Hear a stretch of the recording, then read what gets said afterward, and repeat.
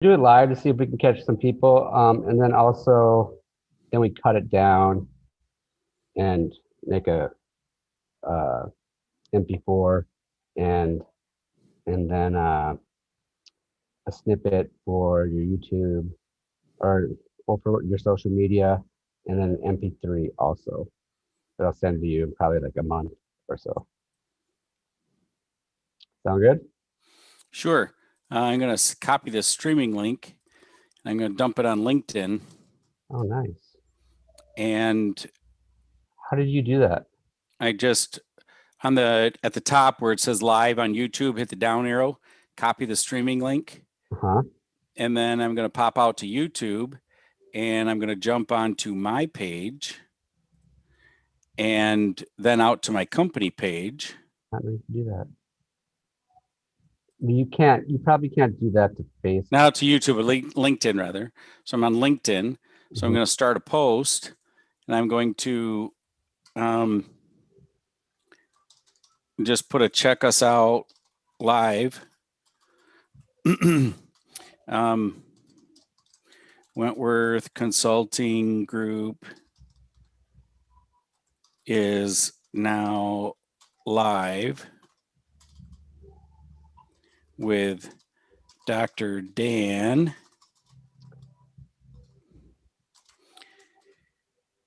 Pozarnsky. Correct.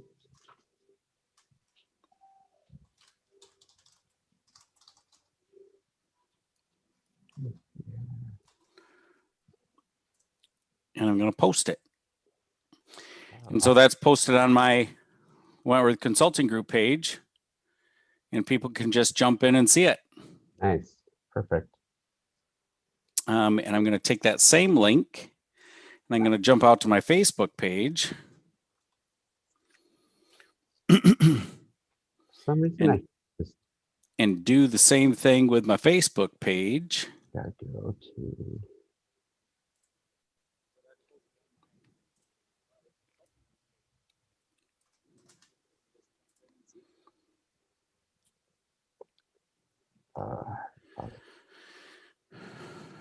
you know what?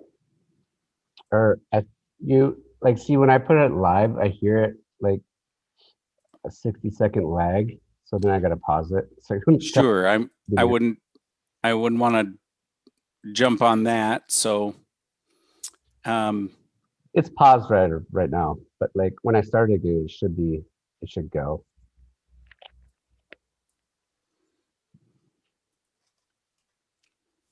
Are you ready?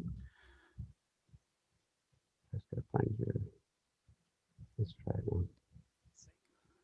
Oh, why? No, it's not. 1 second here. Last thing.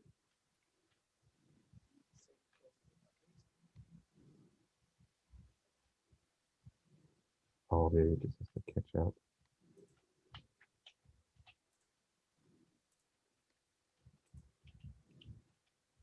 There. Oh, it should be working. Okay. It must just automatically play. Now let's go back. Very good. Those are posted on both of my social pages. Great. You did LinkedIn and Facebook. Oh, you did? Okay. I should do that. Let me do that quick. That would be a good idea.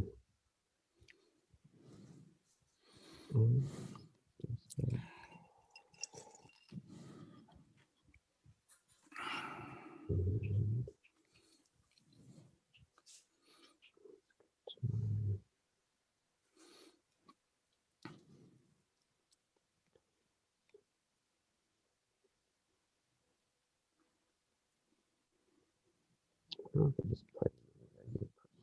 That would be. Yeah.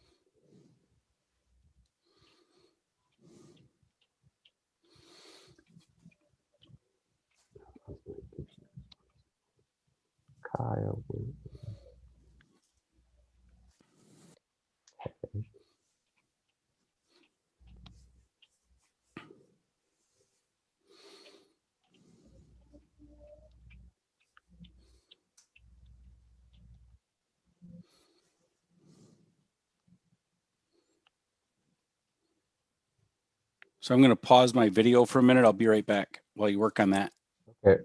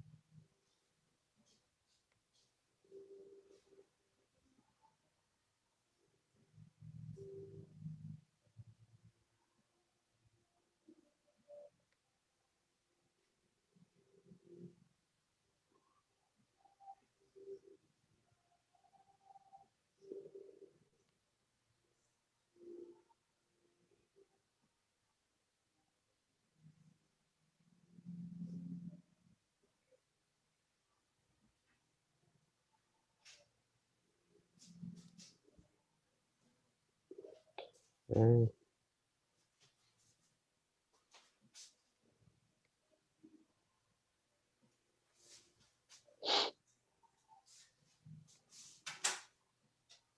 All right.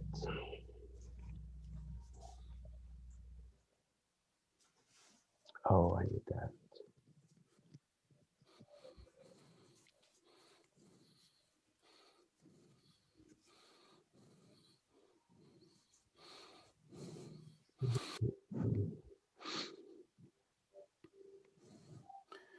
Okay, back. Okay. All right, let's give it a shot.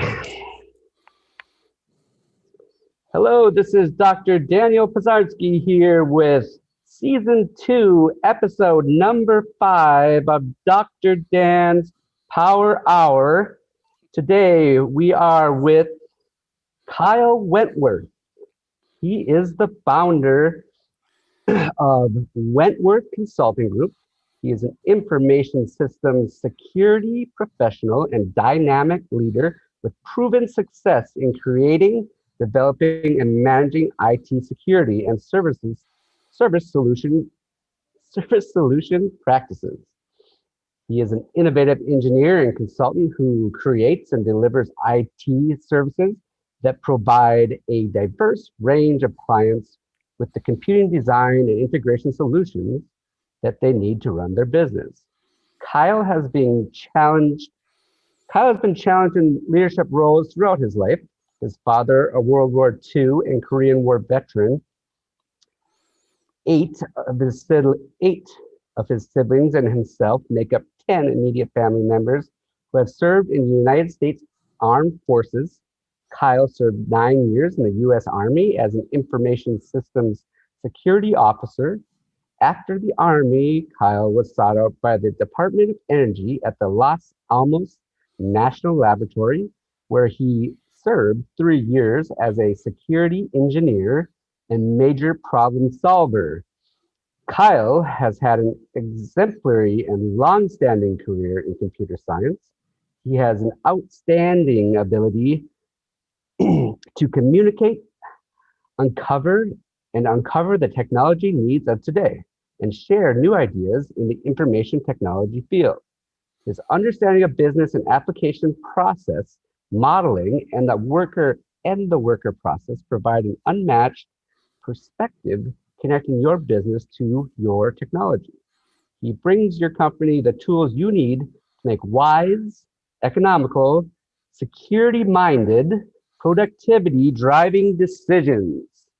Welcome to our show, Kyle Wentworth. Dr. Dan, how are you? I'm doing good. How are you doing today, Kyle? It's great to see you. I'm doing wonderful. Yes, it's always great to see you. Let's see here. Your business also, I'm not finished yet, folks. Your business, Wentworth Consulting Group, also puts executives back to work doing the job that they were intended to do. That is running their business. How do you do that, Kyle? Tell us a little bit about yourself. So Wentworth Consulting Group is a new business venture that I started last year. I've been in the IT services industry I've been in IT for 44 years, but in the IT services industry as a managed service provider for the last 28 years.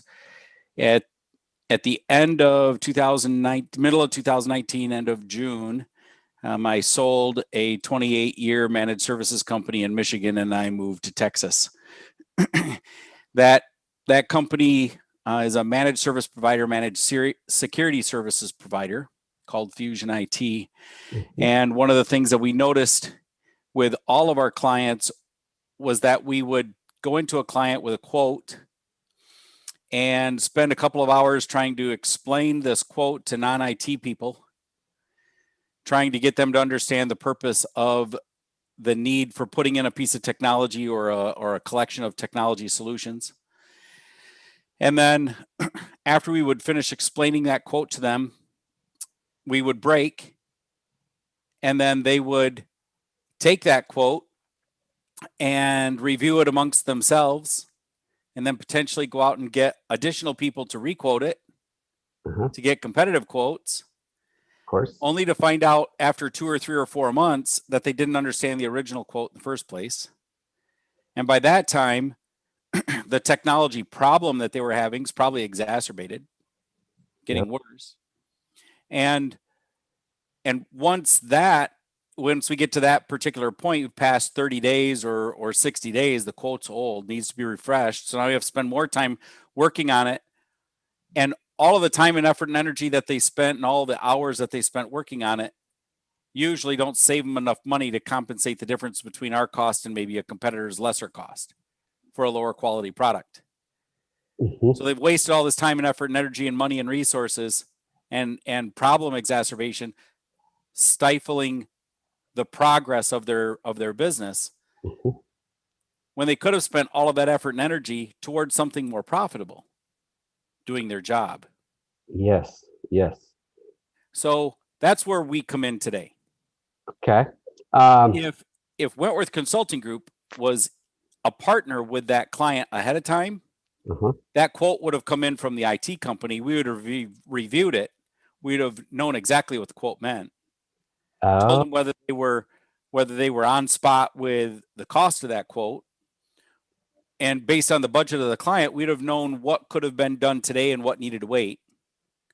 And more than likely, because we were already on board with the client, we would have known that quote needed to come.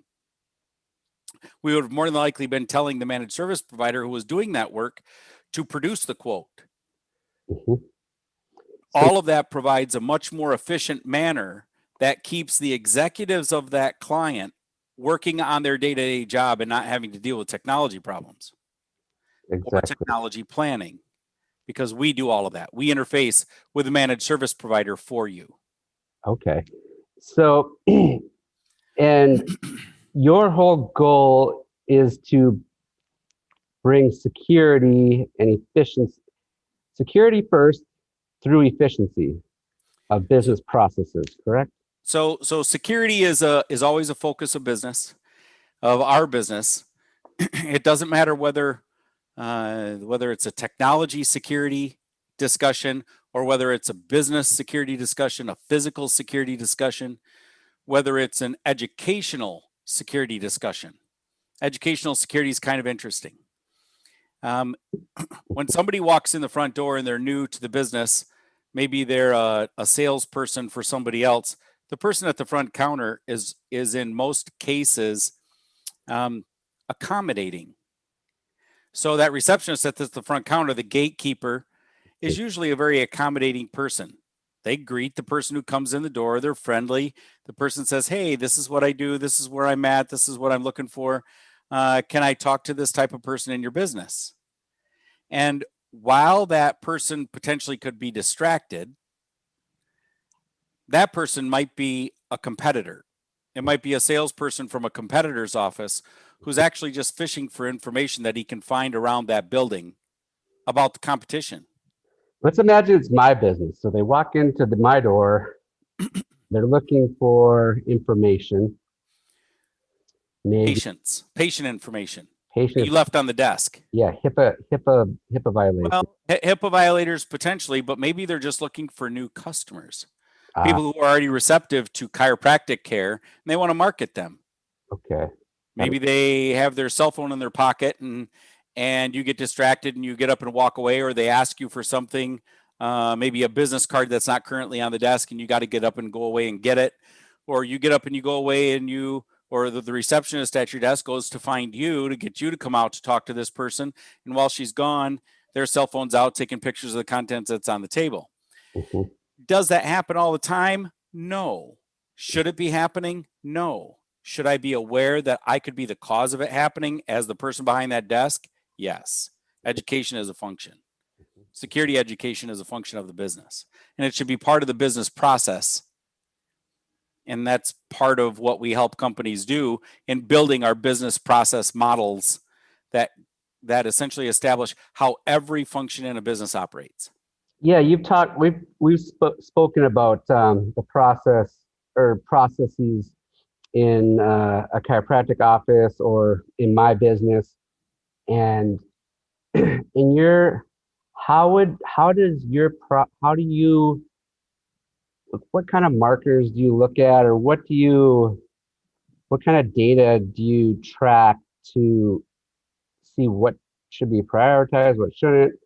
How could you give us an example of, like, for instance, I'll give you a problem here. So in my office, I'm trying to decide if I should hire a chiropractic assistant who will make seeing patients more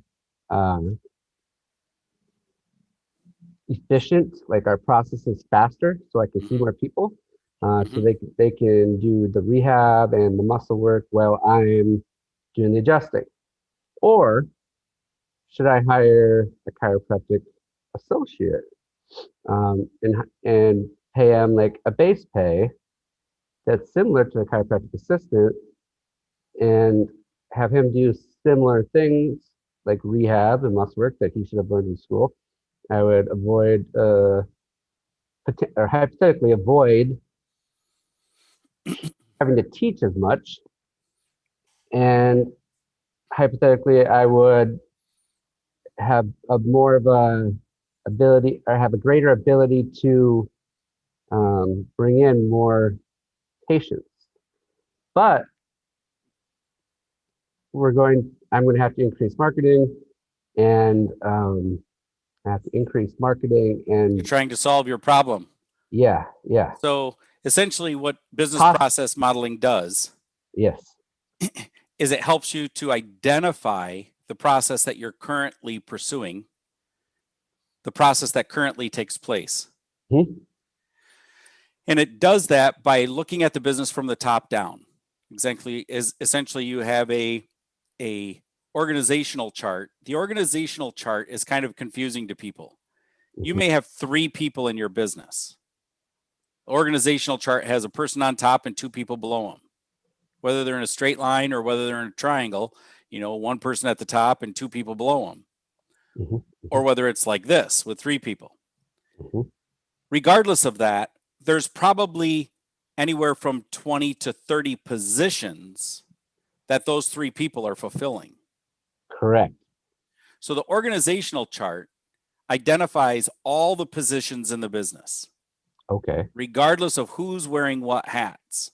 You put a hat on every one of those positions. And then today you identify who's sitting in the seat wearing that hat. You may be the janitor at night. The janitor is still a position in your business. Yes. You may be the person that introduces new people when they come in, that meets new people at the office when they come in and takes in their personal information and their insurance information. Whether you call that person a receptionist or a medical clerk or a medical assistant, whatever you call that person, it's a position in the business, regardless of who's doing it. Mm-hmm. Eventually, when you're busy enough, the hat can come off of you and onto the person who's actually fulfilling that job. Yes. But they can't if it's never defined. So the definition of a business process model is to take all of the different positions in the business and create definitions for them, create standard operating procedures, which essentially are guides to how that job is completed, not the tasks or steps that are taken, but just the overall summary of how that job, what it takes to do that particular job.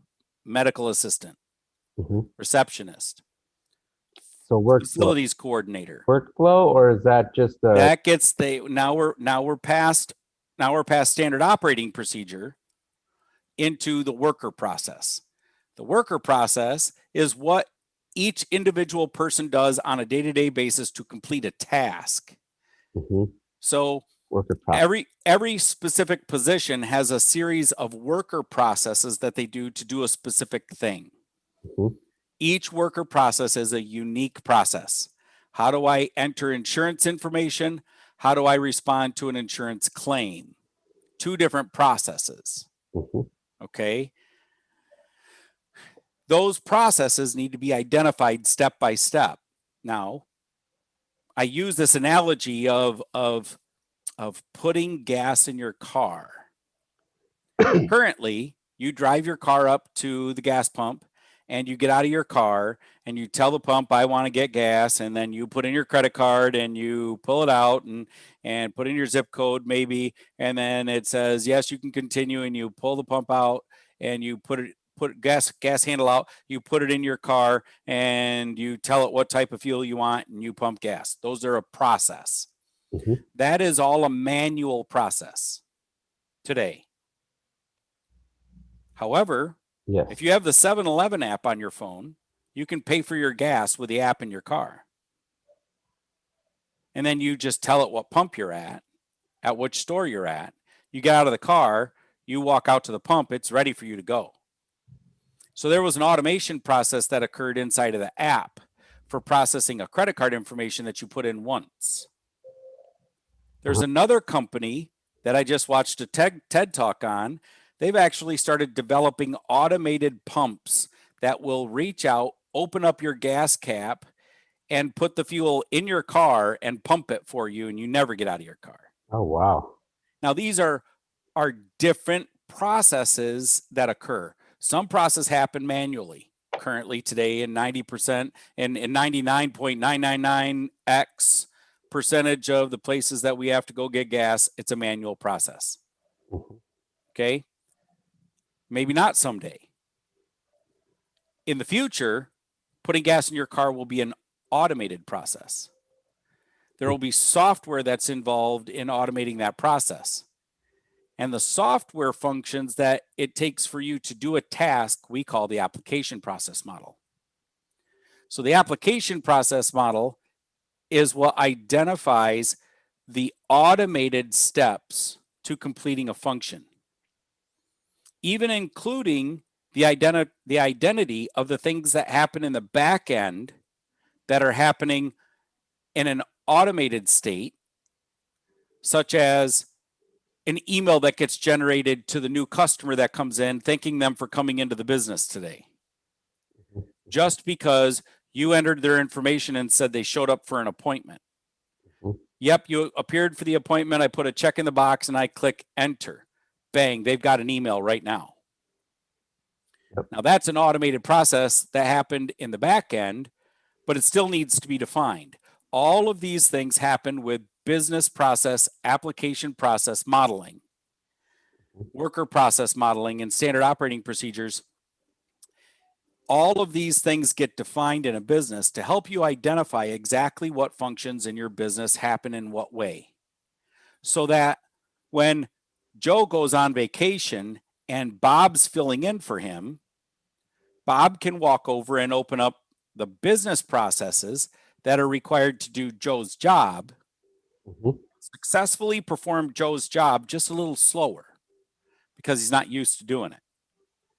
But I may not have to hire an external person to come in and fulfill Joe's job because Bob's been previously trained on how to fulfill Joe's job. But when Bob goes on vacation, Joe does Bob's job. But they can't do that if there isn't a definition document associated with it. What happens when an employee gets injured and they're immediately gone and they held the keys to the kingdom? Then, Maybe they're in a coma. yep. Maybe they had a stroke. Maybe they died. What happens in the event that all of those things happen to your business? What happens when you want to duplicate your business and become a second office with the same type of people? What if you're a medical practice and you want to have a medical practice in another city, exactly like your medical practice in this city? Well, currently, only the people in the city you're currently in understand how to put your business in a second place. So you have to hire a whole bunch of people who sit in your office, not making any money because they're just costing you money learning how to do your business, when you could have realistically built your business in a business process model diagram, and a couple of trainers need to go out and teach those people in a short amount of time how to do the job and how to follow the business process model. Because they're already trained in doing what their job is, all they have to do is follow the business process model to learn how to do it for you. So what do you, to define the business process model, do you just like pen and paper, or like you have a software, or how do you do that? Like, So everybody wants to do this thing, but like it's not like something you just do overnight, and not something you do overnight well. no, it's not something you do overnight at all. Yeah. Because it's like eating an elephant. How do you do that? One fork at a time. Yeah. Because I think about doing this and I'm just overwhelmed. Right. So those of us who love business process don't get overwhelmed with it. Oh. We understand that it is a team effort and we have tools to make it happen. We use software that we use to track all of the processes and eventually connect them all together. And then we interview employees, we give tasks to people, because you don't do the receptionist job at your office, the receptionist does. Who does it better? You when you're sitting at her desk, or her when she's sitting at her desk, or he's sitting at their desk? Them. The reception does the job better than you do. Correct. So it's best to utilize their brain power and their knowledge of their job to not only say, this is how I currently do my job, but this over here is stupid. I should really be doing it this way, but I can't because my software won't let me. Yeah. We'll get to that. That's process improvement. Okay. Continuous improvement projects have to come after developing a business process. You can highlight in red the things that are bad throughout the system, and you can have them take notes of how they would like to see it look better so that we're prepared to do it in the future. But currently we want to know how it's done. And then we create efficiencies after those processes are completed. But we have software and flow charting applications to help us guide ourselves and the users through that process. And everybody has access to it into their portion of their business process model, so they can just enter their processes right into the system. And we can actively see this business process model growing as people are doing their work. And so do you have your own software that you use, or do you find the software that works best for each industry? No, we have a single software package that we use for the function, for the business process flow creation. And there's actually a couple of different applications, because we have the flow charting application, and then we have a documentation platform that creates the actual step-by-step processes, the flow of everything, the verbiage of it.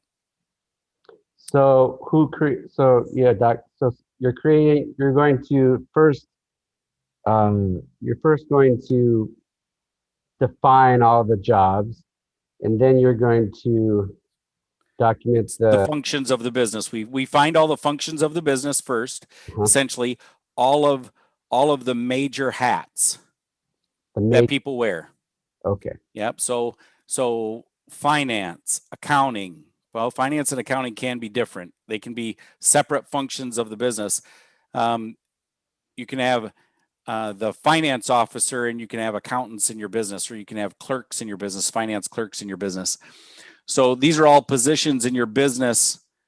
We have HR person, we have the CEO, we have the chief technical officer, the chief information officer, chief security officer.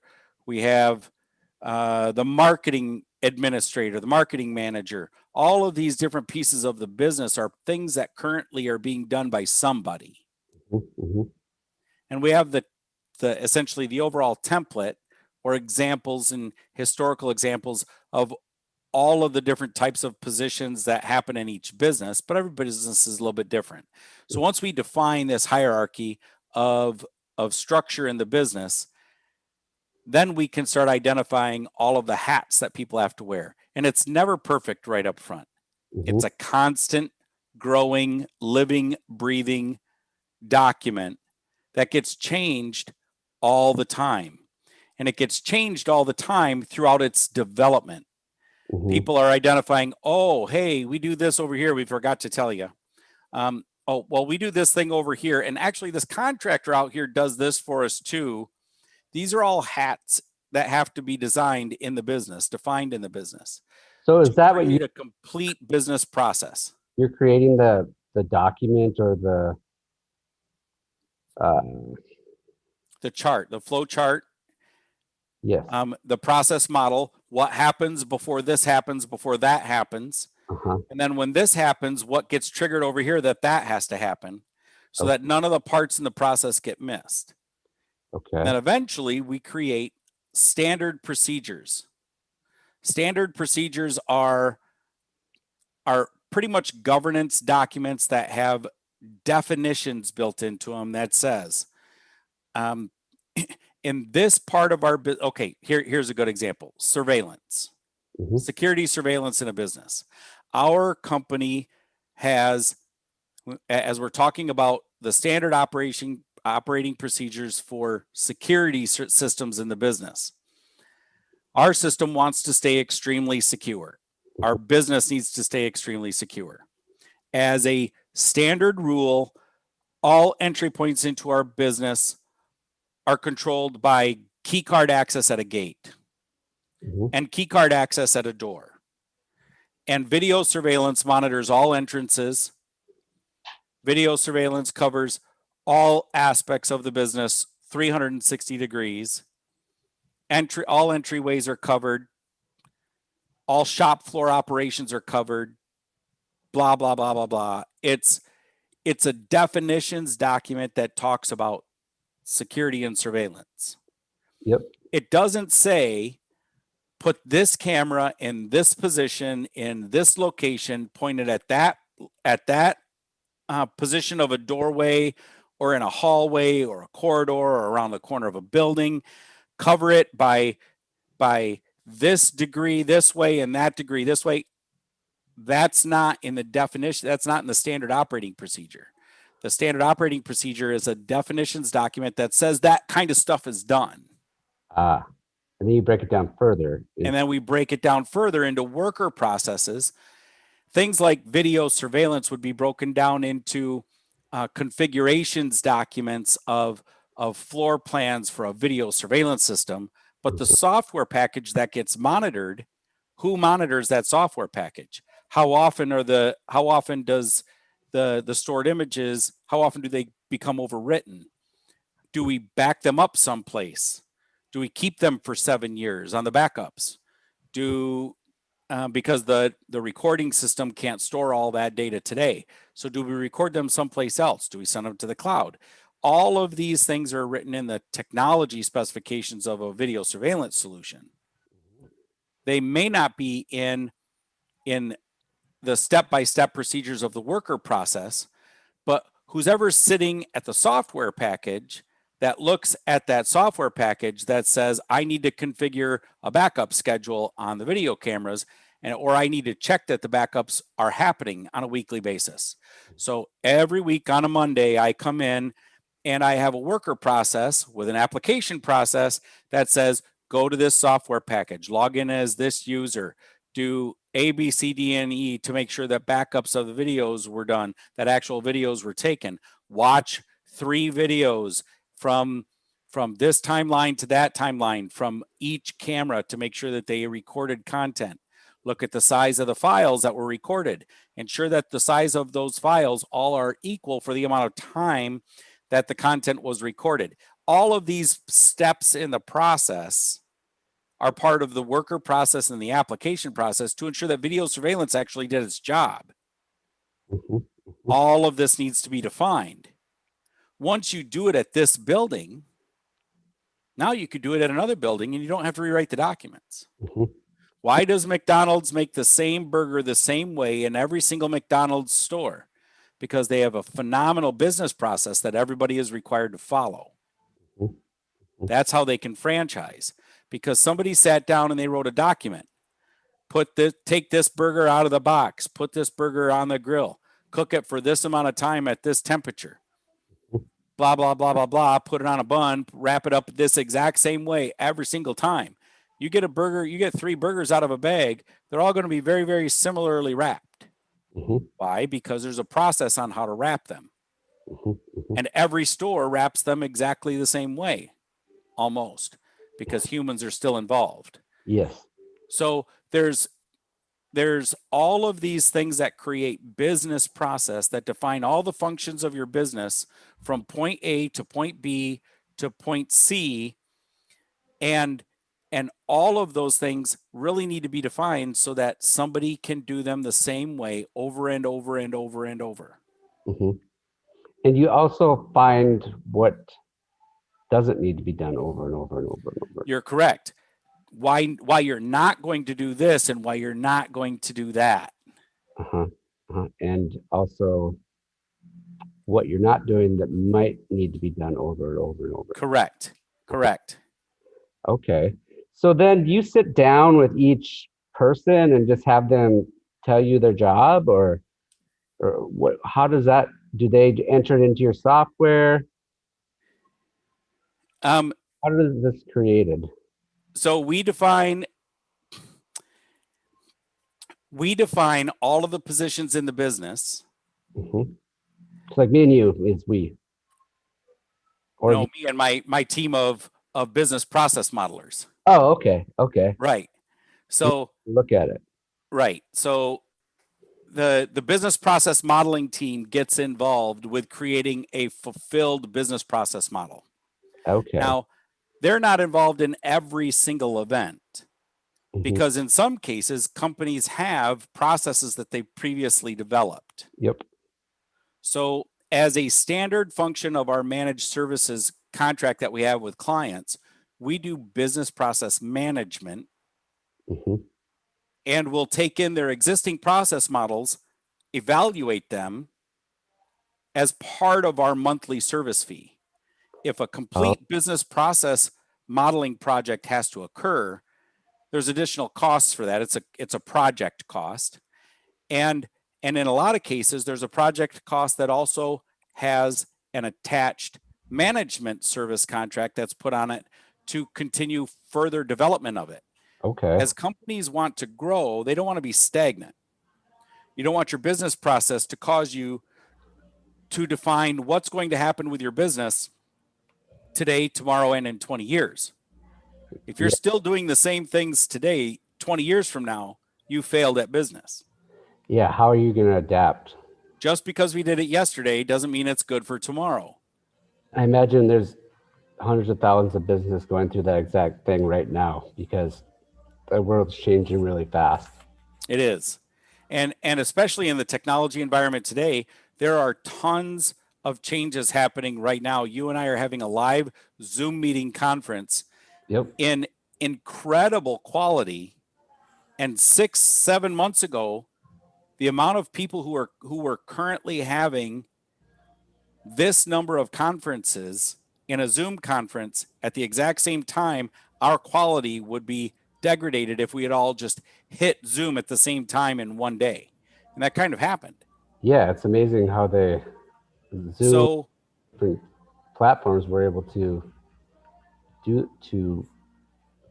change and adapt. Change and adapt, exactly. They change and adapt because the business process that they had at that time had a point in it that said,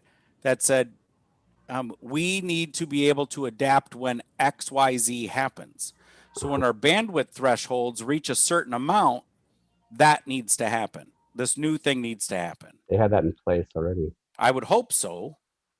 If you're forethinking the production process of your business, if your business process model has been defined to define thresholds in your business that require change events, such as, let's say I'm a manufacturing company and I've got 3 lines to manufacture chairs, and I manufacture chairs all day long, and I can process 70 orders of chairs every single day. What happens if I get 80 orders of chairs? What happens if I get 180 orders of chairs? Do I have predefined in my operational guide, in my business process model, that thresholds have been established to do A, B, and C, and when I reach a threshold that's X number of percentage greater, I make some kind of a change that allows me to accommodate this in my business process. And if I didn't prepare for that, and 9/11 occurs, and COVID hits, and whatever the villain is that we have to battle in our fight to continue with business, whenever those challenges reach your desk, you fail, or you have to completely start reinventing things, and people have to just bend over, and they either have to bend so they don't break, but a lot of businesses have been breaking because they couldn't prepare fast enough to accommodate such a change as COVID. Yeah, I've been working feels like around the clock every day to try to figure out how to beat COVID and grow my business in this time, because I moved out into my own business January 1st. Sure. So it's been a exhausting year. So business process is what helps businesses make those adjustments, make those accommodations. A good business process model helps businesses make accommodations when change needs to occur. Now, like we said, business processes are not static. They can't be static because business isn't static. But documentation before implementation, that is a coined phrase I've been saying for 30 years. 30 years. If it's not on paper, it doesn't exist.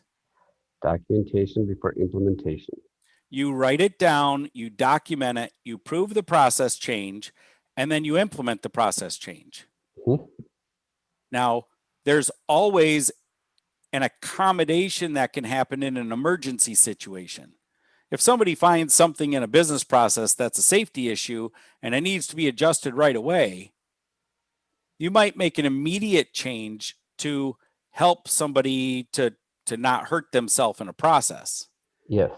And then the documentation process has to come, the documentation improving and adjustments have to happen later than that. But there's always some kind of a safety write-up or something that's included inside of that business process that says, hey, we had to make an organizational adjustment because of A, B, and C happened.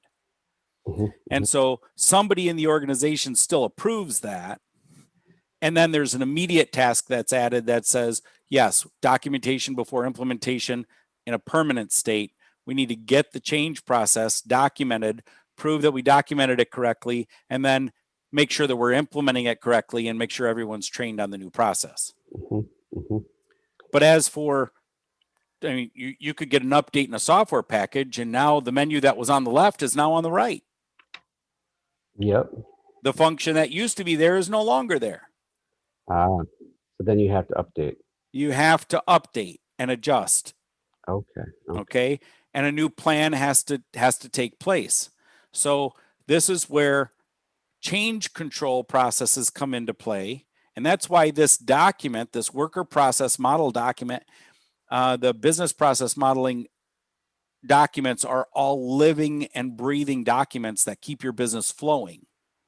And so me as like the CEO or president, am I the lord of that document? Keeper of the keys? Yeah, Most commonly not. Most commonly it's somebody who's in the controller position in a business that's responsible for day-to-day business operations. So business operations manager, sometimes it's the CFO, depending on the business. But whoever is placed wearing that hat is usually the person who's put in charge and responsible for ensuring that the business process modeling team is engaged when business process change needs to occur. Okay, so they're in communication with you then when training. And that's why it's a service that we provide. It's a managed service, because quarterly there may be things that need to be readdressed or tested or proven. Yep.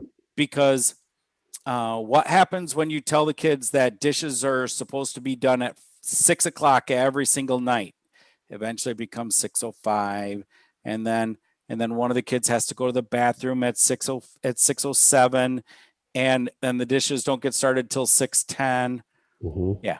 So if you're not proving your processes to make sure that your business processes are happening all the time the right way by the people who are supposed to be performing them, instead somebody looking at a process and saying, I used to stitch that garment this way, and I found a faster way to stitch it.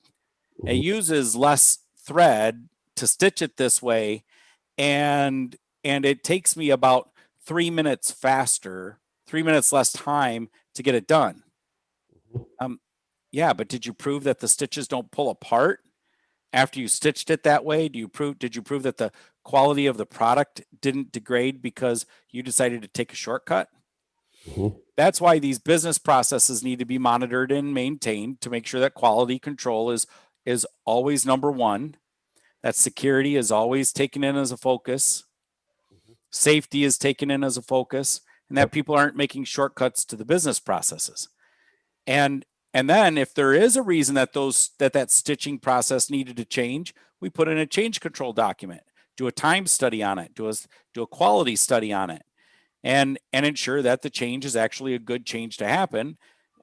The proper people vote on it, say, yep, thumbs up, let's make a change. Now we document how that change occurs. We put it into play, we retrain people, we get rid of the old version, we put in the new version, and now we have a better process.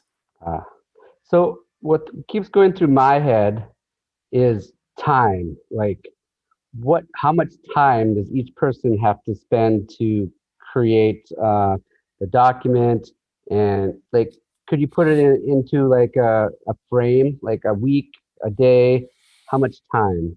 No, there is no set time limit. There's no set time mentality that says it's only going to take this amount of time to do each individual process. If the process that it takes to generate an email or to put in somebody's city, state, and zip is not the same amount of time that it takes to put in somebody's medical information and verify that their medical card is actually valid and not out of date. So there isn't one particular, matter of fact, here's a great example. Back when I was in the Army, one of the other jobs that I had while I was in the Army was hydraulics and pneumatics mechanics. So we would have to bend tubing in order to get the tubing to a specification where it would go in between this port that it fed the fluid to and this port that it came from. Yep. If you had a tube that had 3 bends in it, there was a process for creating that tube with 3 bends. If you had a tube that had 15 bends in it, that process may take an hour longer to develop that tube than it did to make the 3-bend tube, which might take 5 minutes. But what is the failure rate on a 15-bend tube versus a 3-bend tube? Because if you're off by 1 degree on the first bend, you're off by 27 degrees on the last bend. That makes sense. Yes. So So what is the failure rate? Who is checking that process? Mhm. And who's proving that you have enough stock to make 3 mistakes Mhm. Mhm. in order to get this one tube out? So you can't really define that this tube and that tube should take the same amount of time to write the business process to do that particular bend. Uh-huh. Uh-huh. And the same thing would be in any other kind of business. Every business process takes as long as it takes to develop the process. Oh, Every business process takes as long as it takes to prove that you got all the steps right. yeah. And then there's change when you figure out, oh, hey, I missed this step. Or realistically, I should have said, hold your mouse with your left hand when you're doing this instead of with your right hand. Huh. Who knows what the change is? But in all honesty, the change happens, the document gets created as somebody's doing the task. Now we ask ourselves, why is this so important? Because at some point in your office, somebody's going to not be there for whatever reason. Somebody's going to go have a baby. Yes. Somebody's going to take a vacation. Yep. Somebody has to do the work that that person that left needed to do. Definitely. So if you don't have a business process in place to define exactly what those people do while they're gone, imagine when they're gone permanently. Where is all the intellectual property loss that is lost when somebody leaves the business that did a whole bunch of stuff that you didn't realize they did? Then they took it with them. They took it with them. It's lost permanently. Yep. Maybe it's lost because they're no longer there performing those functions on a day-to-day basis. And the next person coming in doesn't know that those things had to be completed. And now you've just had to reinvent the wheel, and it never gets reinvented the same way. Sometimes that's good, but what happens to all the processes that were being successfully were being done by the previous person that are now just dropping off? And then what happens to the other end of that process that's kind of expecting something to happen? Yeah. And that just doesn't happen. Yes. I've experienced that with losing people, not losing people, but like turning over people and then trying to scramble to figure out how to get widget A to person B.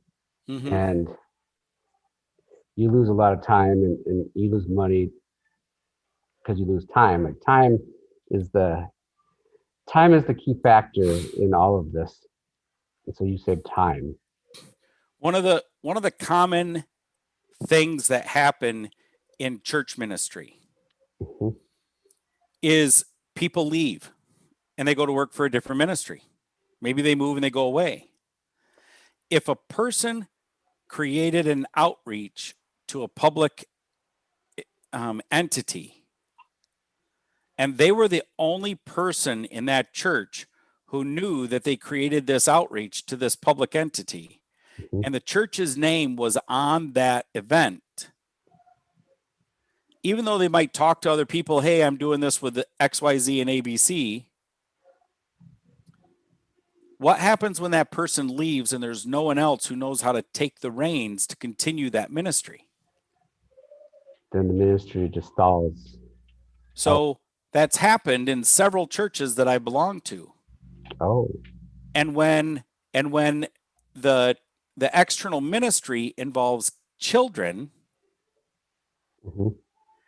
and those children are expecting, and I'll give you a great example of this. One of the ministries was to an outreach school that was for kids who had kind of had difficulty staying in mainstream school. Mhm. So it was like a second chance high school. Yeah. And these kids never could afford or even get to go to prom.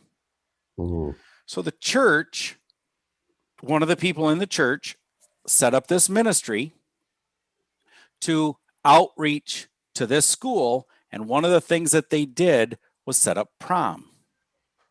Okay. Okay. And they held a prom for all of these kids in the events area at the church. Uh-huh. Well, there was a 3 or 4 month period during the year where the church didn't interact really with that organization, but all of the steps had been put in place in order to schedule prom. Then this person left.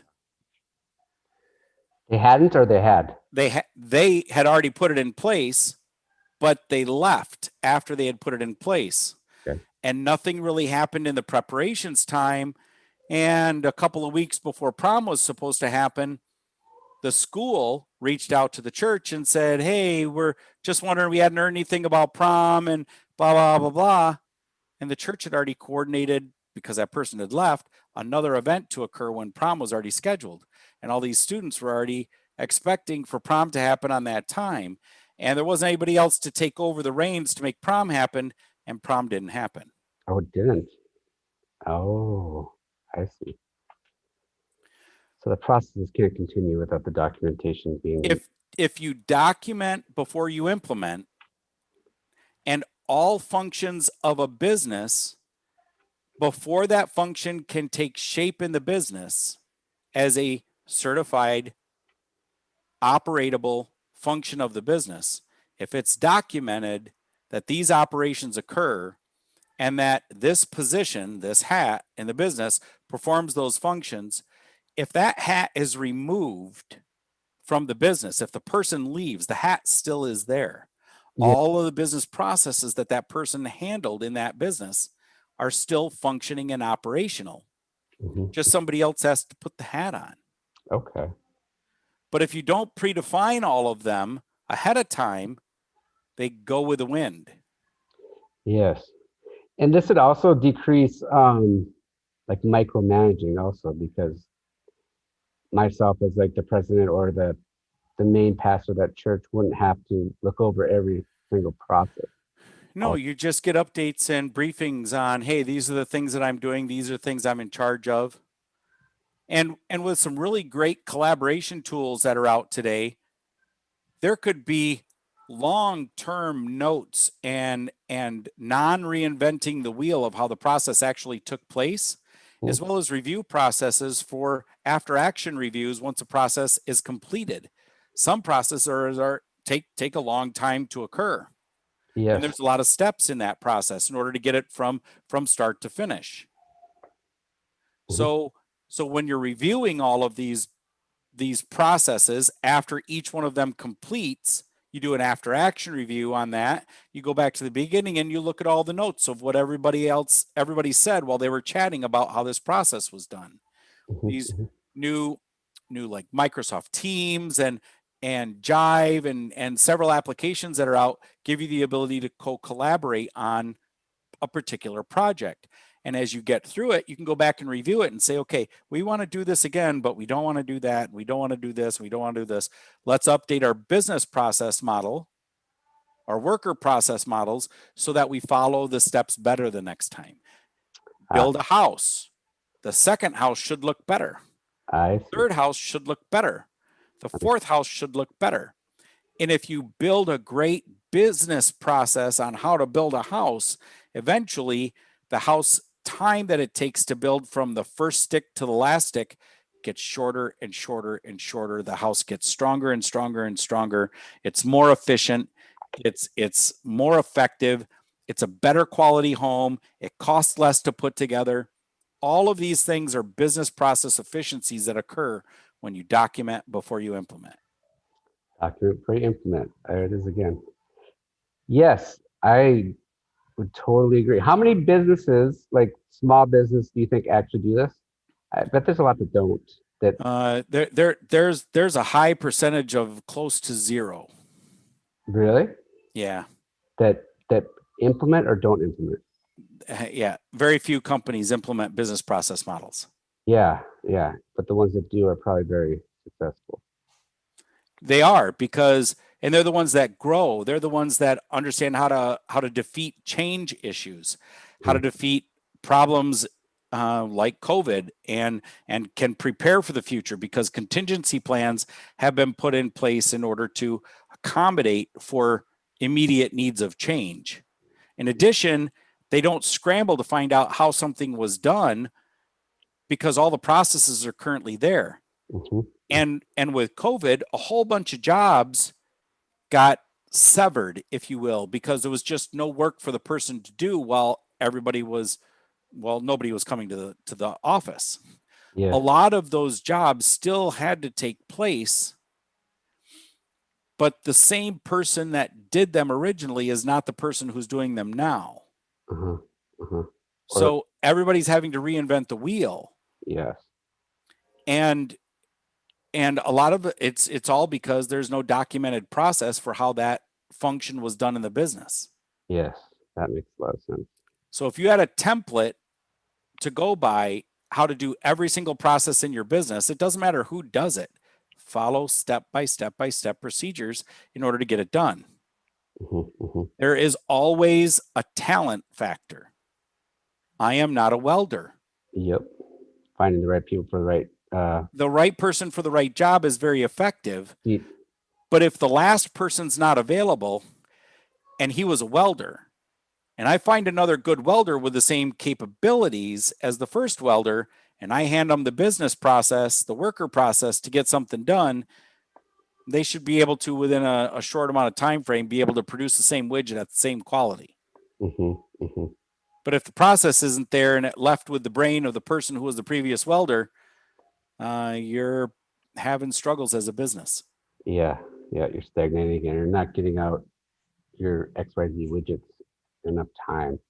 And then your competitors if they have this process intact, and they're going to advance farther in front of you, you're going to fall farther behind, I would imagine. Definitely. So to summarize, we're coming up on an hour here. To summarize, the top 3 things that we've went over today, what were the most important? Well, business process is definitely an important function. We talked a lot about that, of course. Sure. Spent quite a bit of time on that.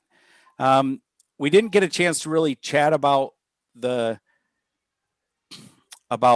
3 primary functions of Wentworth Consulting Group. And realistically, quickly, the purpose of Wentworth Consulting Group is to get executives back to work, like you said in the beginning. Cool. Executives who currently have to handle a technology problem or technology decisions without a background in technology can feel like they're trying to change the engine in a car when they've never really changed the oil in the car. And it's difficult to even watch YouTube videos by a mechanic who's an expert mechanic to try and follow instructions, even though they have a process, Mm-hmm. to follow instructions on how to change an engine in a car when you have no experience changing the engine in a car. Yeah, they don't have the talent.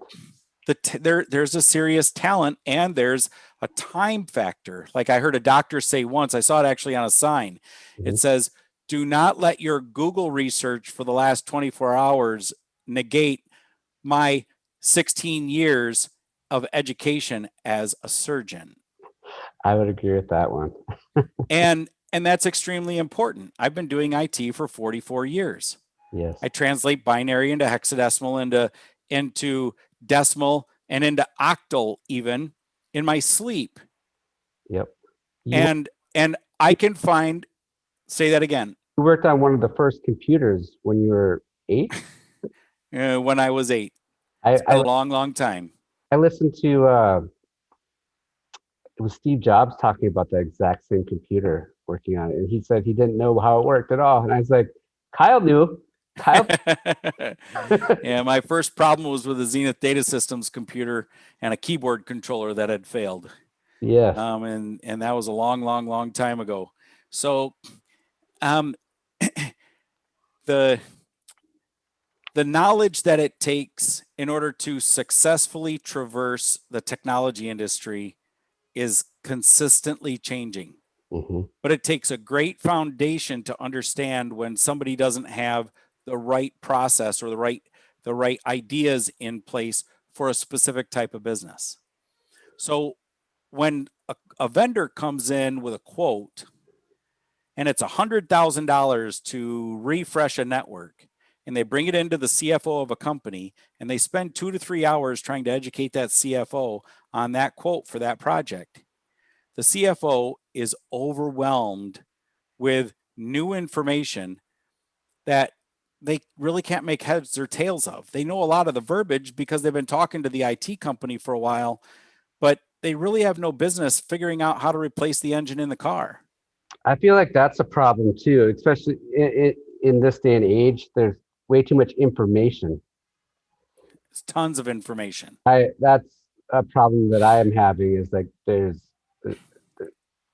a lot of things to do. There's a lot of information, how to implement it and when, and that's basically the problem that you solve. So if the CFO had an opportunity to hand off that meeting with the IT company to somebody who was trained and educated on how to handle that meeting and understood when not only whether or not the quote was valid, but whether or not the price for the quote was going to be valid or close, or whether there should be something else in the quote that's missing or something that's taken out, or what could be done today and what could be saved for 3 months down the road because budget isn't there today. That's all of those decisions should be made by somebody who's technically trained to handle that discussion. The position in that business is called the chief technical officer. okay. When there's software involved and data in that software and security of the data in that software, that's when the chief information officer gets involved. When there's security of any nature, whether it be educational security, physical security, firewall security, switch security, software security, user security is all involved. That's when the chief information security officer gets involved. And you put all three of these people together in the room to evaluate the quote that's coming in and to do business planning related to technology implementations for your business. And the CFO gets to go back to his job and do his job all day long and only review the quote number that came in that you, the chief technical officer, said, hey, I've got everything all figured out. This is what it's going to cost. And the budget for it is this, but we're going to push this off for 6 months. So you only have to worry about this and this and this right now financially. That's what the CFO wants to hear. He knows how to manage that decision at that point because it's strictly a financial discussion, not a technology discussion. Yes. That's where Wentworth Consulting Group comes in. And we do that by understanding your business and managing those decisions as a part of your team, not a part of the managed service provider who's providing the quote. We're on the team of the client, not on the team of the company who's providing that solution. Yeah, you're gonna have to you're gonna help the client make the decisions. Correct. So we have a very agnostic approach to the decision that's being made. And we understand what products should be offered. So if the managed service provider is coming in with a product that we think is either overkill or underkill for a solution, we'll know based on the needs of that client.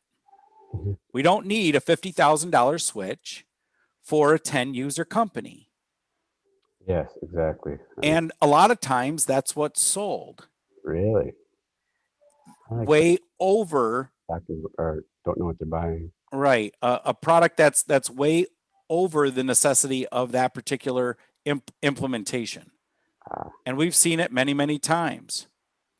But then at the end of the day, if a UTM firewall needs to go into a client, which pretty much every client needs a UTM firewall, and if you don't know what it is, look it up. Okay. But every business needs a UTM firewall. But if you can't distinguish the difference between a UTM firewall, a switch, and a server all sitting in a rack at the same time, you have no business being in the meeting deciding which technology solution that vendor is going to provide. Yes. It's not your job, but it's not my job to run the finance office. Exactly. I wouldn't be the right guy to run the finance office. That's why I have a finance person to run my business. Exactly. That makes a lot of sense. Financially. Yep. Now I can be part of the discussions to make sure that that the budget is there, but at the end of the day, which chart of account needs to have that particular entry is not my job, but it is the job of the CFO. So I leave the decisions to how the books need to look to the CFO, and they leave technology decisions to me. Yep, that makes a lot of sense. And that's where we come in to help, because most businesses with 1,000, 1,500 users and less don't have a position in their business that is for the chief technical officer of the business. It's usually a position it's a hat that's been given to the CFO, to the controller, to the operations officer, sometimes the CEO. And in a couple of cases, I've seen the HR manager. Oh, really? The HR? Yeah, for a 500 user organization, the HR manager was put in charge of technology because her brother was an IT guy. Oh gosh. So, and that happens. Yeah. Hey, if you have questions, ask your brother. You You need somebody in your business who understands your business, who understands your business process, who understands that technology runs your business and you do not. You facilitate the technology that is in your business to make your business happen. Exactly. If you don't believe that, turn it off. I like that. Technology runs your business. You do not. And that's almost all businesses now.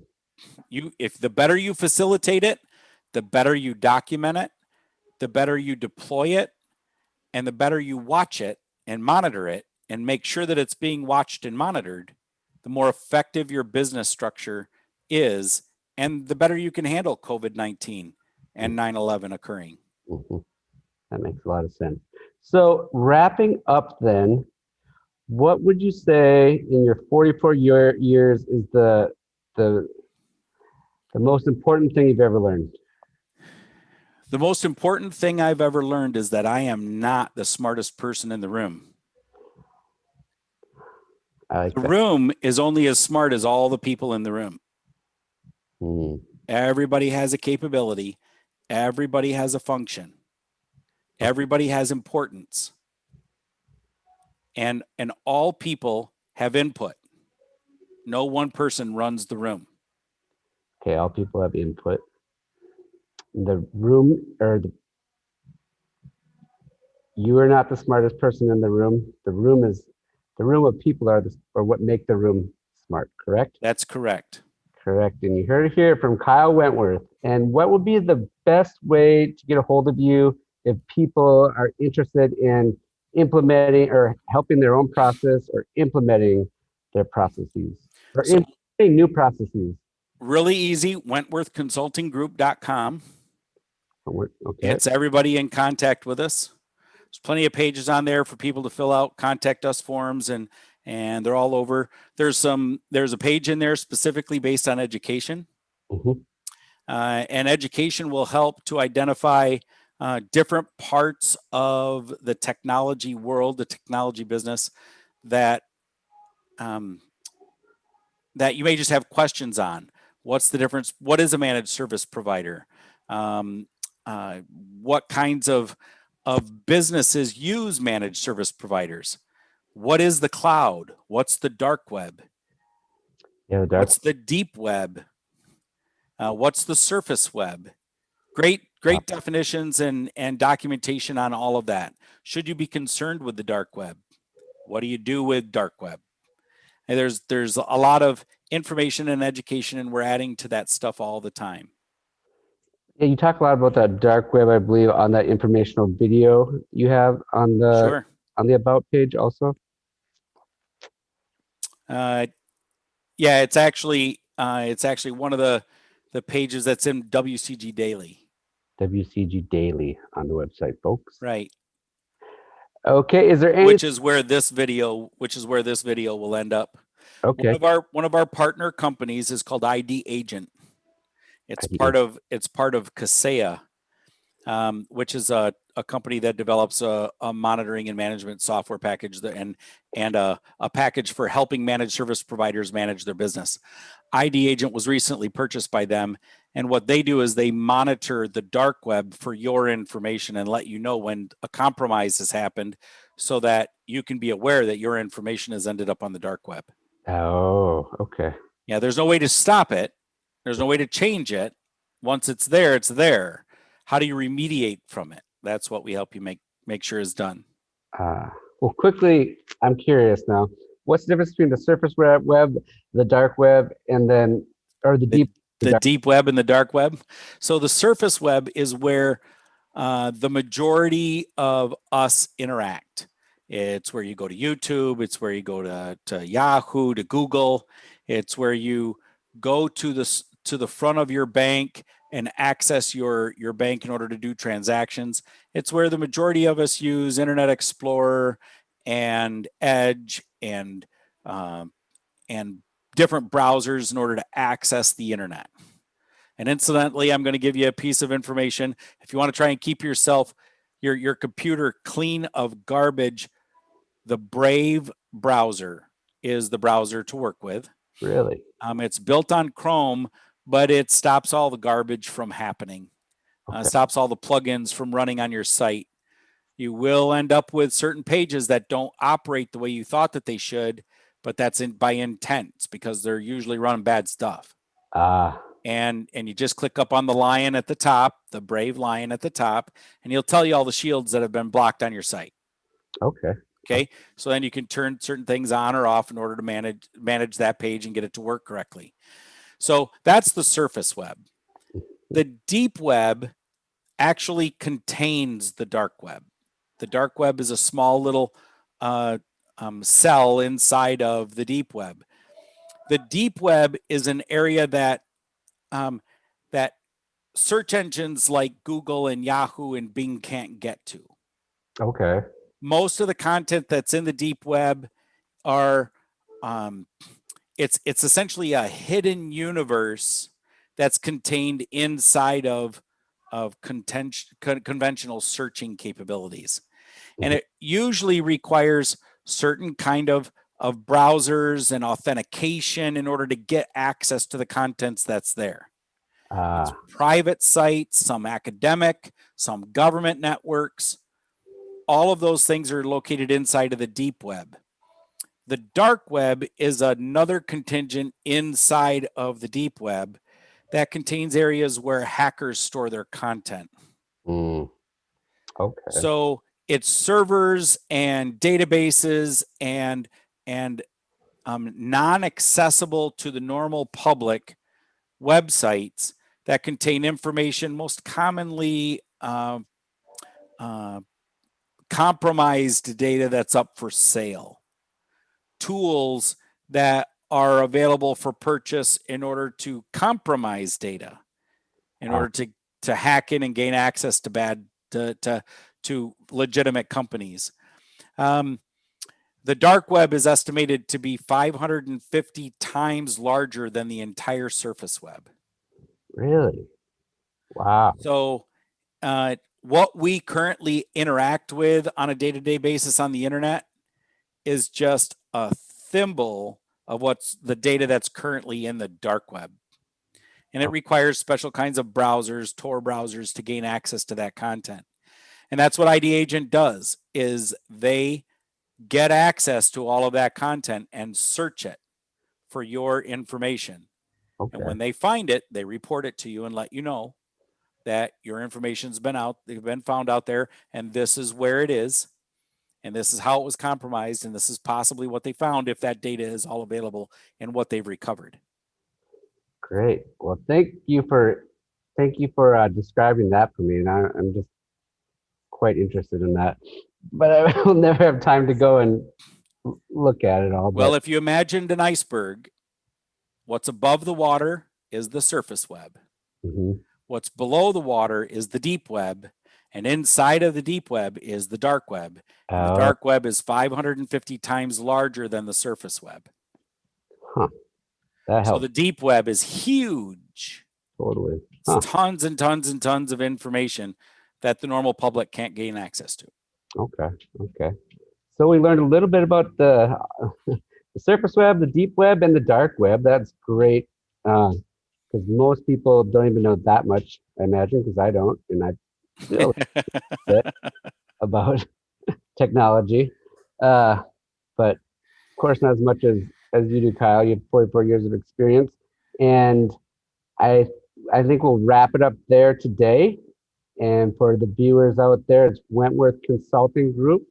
Kyle Wentworth is the CEO, and he helps put put you put put the executives back in the driver's seat. Correct? Perfect. Couldn't have said it better. All right. Well, I enjoy talking to you again as always, Kyle. And we'll have another deep dark conversation next time. Great, Dr. Dan. Thank you very much. Thank you. Chat soon. Yes. Okay. That was good. That was a lot.